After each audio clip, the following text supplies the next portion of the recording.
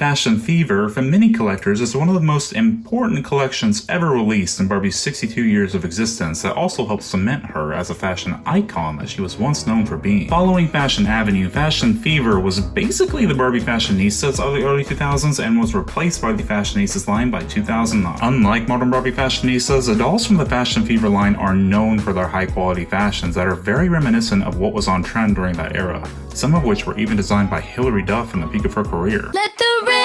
This is before screen printing on fabric became so commonly used in the doll world. Since then, it's kind of became Mattel's method of cheating their way into saving money by printing textures on material to imitate the look of having outfits made of better materials. That means in the early 2000s, we got dolls with real denim and layers of clothing that we could interchange with our other dolls, as a fashion doll should be. I remember seeing these dolls in the Barbie aisle. Yes, Barbie used to have her very own exclusive toy aisle as a child and being in awe by how totally tubular they looked. And of course, I wanted them all. But as I've stated before, I didn't come from the wealthiest family, so most of the dolls that I had growing up were hand-me-down superstar face Barbies from the 80s and 90s. So I'm very fortunate to be making enough money as an adult to be able to afford some of these dolls that I didn't have the chance to own as a child. I didn't initially plan on making a Fashion Fever video until I was at Replay Toys in Hendersonville, Tennessee a couple days ago, and I found this Slumber Party Fashion Fever doll there for only $10. So I decided to go on eBay and order a couple more Fashion Fever dolls that I wanted and make a video out of it to sort of show tribute to the Fashion Fever line, and also why most adult collectors like myself are so dissatisfied with Barbie's rapid drop in quality over the past decade. I hesitated on whether or not I wanted to open this girl because I got such a good deal on her. This is a very rare Fashion Fever doll, and I've seen her sell on eBay for over $100. I do really love her outfit, but I'm not too crazy about the doll herself, so I almost feel bad about unboxing her. And I also love how the Fashion Fever dolls are displayed in these tubes. Very nostalgic. I almost considered selling her and using the money to buy a doll that I wanted even more, but I knew if I did that, then I would most likely never own this doll again, let alone come across this good of a deal on her. So I decided that me finding her was fate, and because I was the one to find her after all this time, that it was her destiny to be unboxed on this channel. You can see she comes from the PJ collection, and there was actually 4 dolls in this line: Barbie, Summer, Skipper, and Teresa. We're looking at Skipper today, but I guess this would be Teen Skipper. I really love these hang tags that come on the packaging. You can already tell without me even opening her that Skipper's pajamas kind of have like a strawberry theme, but she doesn't come with any shoes, and I'm not really sure if any of the dolls from this collection come with shoes, because this is kind of like a slumber party theme, but she comes with what looks like a free poster, so maybe that's Mattel's way of making up for the lack of shoes, because she's the only doll that I'm opening up today that comes with a poster. Oh my gosh, she comes with a stand. I am not used to Playland Barbies coming with stands. The Barbie Extra dolls don't even have stands. Her packaging is in immaculate condition, so this is definitely collector owned. I'm gonna try to preserve as much of this as possible. So her stand broke like immediately. My challenge for this video is to save at least 1 out of the 3 stands, but it's probably because of how it was around her waist for so long. Here's Fashion Fever's PJ Collection Skipper straight out of her packaging. She uses the Teen Skipper head mold, which is dated in 1995. Look at that crisp face paint. No pixel face, no wonk eye. We didn't know how good we had it. Even though this is a slumber party doll, Skipper still has some beautiful eyeshadow and some lovely blush on her cheeks. She has these beautiful green eyes along with a desaturated red lip. Look how pretty her hair is. It's done up in these 2 low pigtails. It's a blonde blend and it's extremely soft. This has to be like a saran.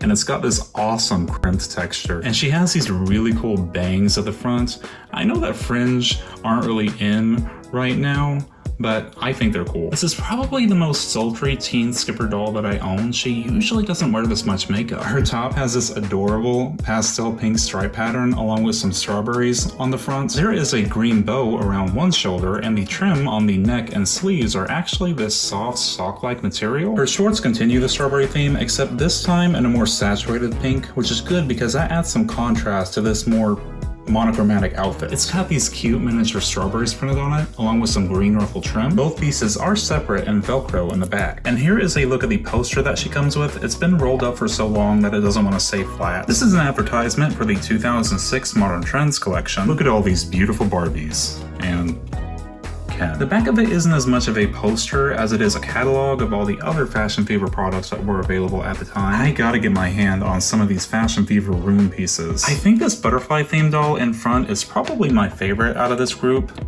And I think that I actually thrifted her at one point, but I'm definitely gonna have to frame this and put it on display. Here is the first Fashion Fever doll that I ordered from eBay. I really only got her for her shirt because she has one of the promotional images of Odette from Barbie of Swan Lake pictured on there, and Barbie of Swan Lake is probably my favorite out of all of the Barbie films. Her box isn't in as good of condition, so I don't feel as bad opening her up. I don't really know what to address her as because I don't see any sort of name for the collection that she was a part of. This Teresa on the back also has a picture of a Barbie movie character on her shirt. She has a picture of Shiver from Barbie and the Magic of Pegasus. So I don't know, maybe these were partially meant to be movie tie-in dolls. And here she is displayed out of her packaging. She uses the Asha head mold, which is dated 1990. Like I said in my Valentine's Day video, I try to not buy a whole lot of Ashas just because she's so overused, but wow. This has to be one of the most gorgeous Ashas that I've ever owned. I love her dark makeup, her smoky eyeshadow, and her purple lips. And I'm not sure if you're going to be able to see it, but she's got some iridescent highlighter on her brows as well. And her hair is this beautiful brown and black blend. Oh my god, she's gorgeous. Yeah, she's definitely getting a made to move body. She's got this light pink short sleeve shirt with some purple ruffles on the sleeves. The bottom has this like mesh material with some glitter infused into it. I mean, the shape of this shirt is something else, that's for sure. Did we really have shirts like this back then? But what sells this shirt for me is definitely the picture of Odette on the front. But I'm probably gonna pair this with something else other than jeans, like maybe a purple skirt to match the trim on the sleeves. But her jeans are really high quality as well. They'll just look better with another outfit. They're kind of like boot cut, and they also have some distressing around the front, which look really cool at the time, and as far as I'm concerned, still looks cool. And she's got these awesome purple boots. I don't think I have any Barbie shoes with this mold. I mean, they could have done pocket detailing on the pants, but they're still better quality than modern Barbie jeans. And she also came with an accessory. She came with this barrel-shaped purse bag thing. That's not one, not two, but three different colors. How awesome is that? This really was a different time for Barbie, a time where Mattel actually cared about keeping her reputation. Where is this Barbie? We need you. And here is unfortunately the final Fashion Fever doll that I'm going to be taking a look at today. I wish I had more, but y'all should see some of the prices on these things. This one is very special as it was designed by the one and only Hilary Duff. Anybody else sad about the Disney Plus revival of Lizzie Mcguire getting canceled? It looks like she designed 2 dolls for this line. Of course, I don't know everything, so I'm not sure if this is it or not. They both seem to use the same face, just a different hairstyle.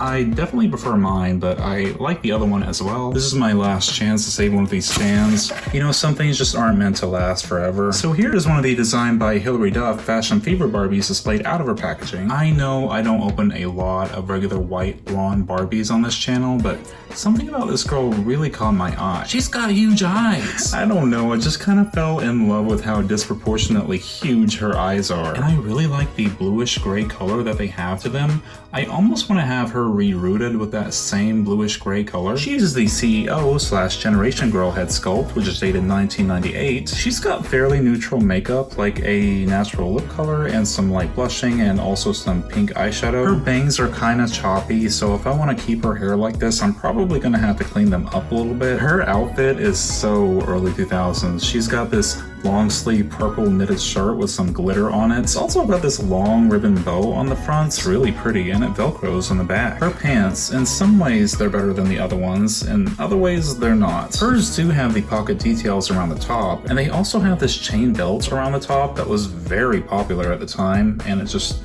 velcros along with the pants at the back. But the distressing on her pants are fake. It's just printed on there, but you know, that's okay. You know, maybe having fake distressing means it won't fall apart as easy. And hers have sort of a bell-bottom cut at the bottom, and this is also a new shoe sculpt for me. She has these like eggplant colored high heels that go really good with this shirt. This outfit as a whole works a lot better than that one did, in my opinion. So early 2000s Hilary Duff, you have good taste. I love that outfit. And she also came with this really cool sculpted purple bag that actually has some silver paint for the buckles. I love that added detail. This is the type of quality that Playline Barbie should be aiming for. We should be moving forwards, not backwards. I can't get over how soft the hair is on these dolls. It makes the newer Barbie's hair feel like sandpaper. And why couldn't I have been an adult doll collector in the early 2000s? Unboxing vintage Barbies is always bittersweet because it reminds us of what we once had and what we could have if they only gave a shit. As always, be sure to like, comment, and subscribe if you enjoyed my content, and I'll see you on the next video. Thank you so much. Bye.